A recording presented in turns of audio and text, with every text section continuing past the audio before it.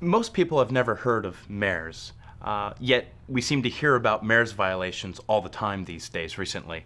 Uh, can you explain what MERS is and a little bit about what a MERS violation is? Sure. The short answer is that MERS is a fake entity invented by the banks to help banks commit fraud on borrowers. I mean, that's the short answer is that MERS is made up.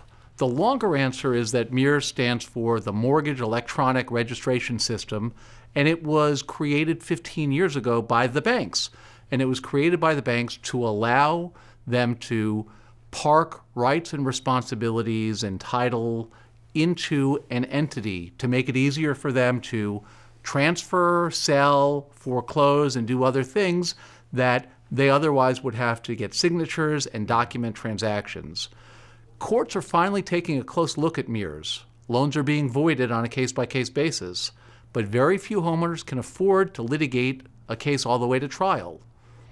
Because of the publicity and because that the cases have, on a case-by-case basis, the loans have been voided, banks are very worried, and they should be. MERS is showing up to foreclose on homes all over the country. And MERS is, in some cases, it's the owner of the property. In some cases, in many cases, it's the beneficiary or the assignee of the beneficiary or the assignee of the owner, or all sorts of different entity or title positions. But there's no way that MERS could be the owner of a note or a beneficiary because they didn't give any consideration for the assignment. They didn't pay anything. They weren't involved in the transaction. They've just been designated as the entity to be able to foreclose or to stand in the shoes and do things. It's not right. It's a fraud. I'm not buying it, and neither are the courts. That's one of the best answers I've ever heard about MERS.